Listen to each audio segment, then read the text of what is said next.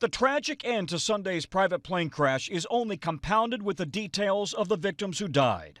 The owners of the plane, John and Barbara Rumpel of Florida, tell NBC News they had adopted 49-year-old Adina Azaria when she was 40 because she reminded them of another daughter they'd lost in a scuba accident.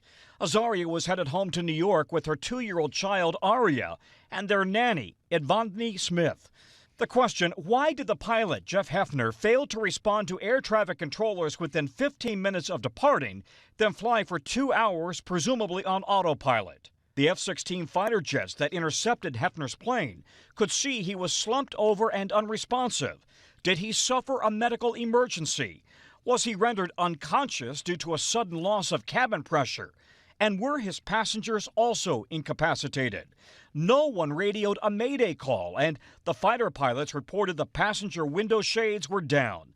Hefner was a retired Southwest Airlines captain. I knew him personally. NBC News aviation analyst John Cox says Hefner should have received a cockpit warning if the cabin was losing pressure. At 14,000 feet, you will automatically get the deployment of oxygen mask. Without oxygen, hypoxia can quickly set in, headaches and nausea, trouble concentrating, then loss of consciousness.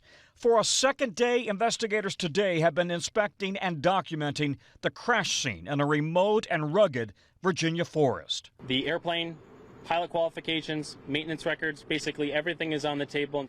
Investigators plan to use a helicopter to remove the wreckage within a few days.